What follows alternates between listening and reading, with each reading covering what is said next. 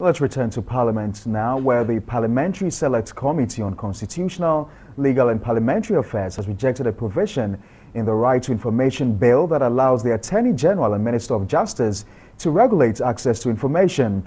The committee wants the ministerial oversight responsibility reposed in an independent commission, which it argues will help ensure transparency and accountability in governance. The Right to Information Bill has been in Parliament since 2010 and yet to be passed into law. The House has begun discussions on it once again. Member of Parliament for Adansia Sokwa, Katie Hammond, urged the House to tread cautiously in passing the bill into law, adding it took decades for even the developed countries to establish the infrastructure and legal framework for its Right to Information Act. He acknowledged the importance in the frontiers of government being opened up, but added that could also have serious national security threats. A country, democratic as it may be, can never be that open.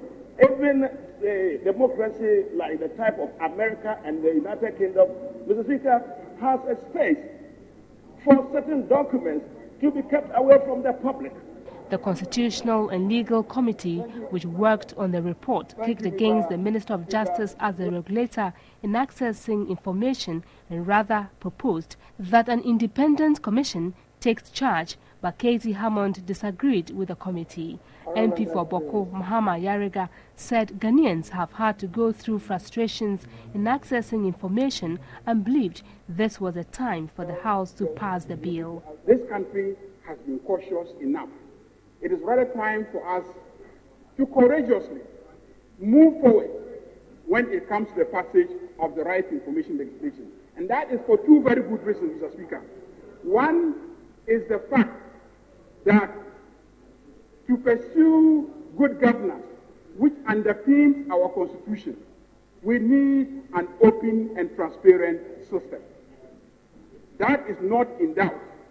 And I don't think that the pursuit of the establishment of an open and transparent system in any way endangers the national security of any country.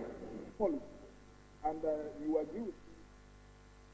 So how is the media fraternity taking this latest development? Let's get on the phone lines now and speak to Professor Kwame Karikari. He's a veteran media advocate and campaigner for the Right to Information Bill. Thank you very much, sir, for your time. Prof, I beg your pardon. What do you make of the argument that an independent body be allowed to regulate access to information instead of the Attorney General's office? Well, thank you very much. First of all, I would like to say that the idea of a right to information law is not limited to the work of media people and so on. It's a right that all citizens ought to have, which is already sanctioned in the Constitution. Now, the idea of an independent commissioner is simply to reinforce the reality that if an exercise of the access to information to citizens is left in the hands of an official who represents government, the possibility of citizens having free access will be very limited. But if it's an independent agency, a commissioner, at least theoretically, the foundation is that such an office is not beholden to a particular government. And so the citizens have a stronger foundation of having access to information they seek than if it is in the hands of a government official. And how independent will an independent body be? An independent body, for to simplify the matter, might be like, say, the Commissioner for Human Rights, SRAG, the head of SRAG, or the head of a National Media Commission. That is that the office is not under the direct oversight and supervision of, let's say, the executive, the office of the president or the executive or a minister. That presumably should be a strong basis for the independence of such a commissioner. And is the body going to be nominated, or it's going to be an elective position?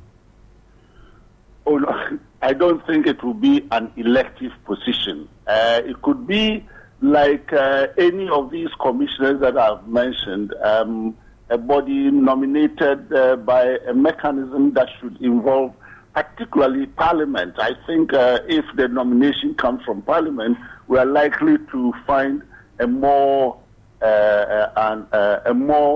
democratic process of electing or selecting such a person.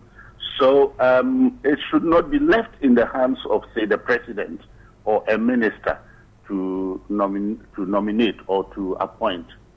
My very final question, Prof. Some would say the passing into law of the Right to Information Bill has taken too long a time. There's been so much frustration that's been fraught with it. You think it's about time Parliament quickly dispatches with this bill? I think so, and those of us from the coalition that's been working on this have confidence in this particular Parliament that it will be passed. The process going on now is evident that this Parliament is willing to dispense with this and get them. Of course, the President will have to assent to it and that sort of thing.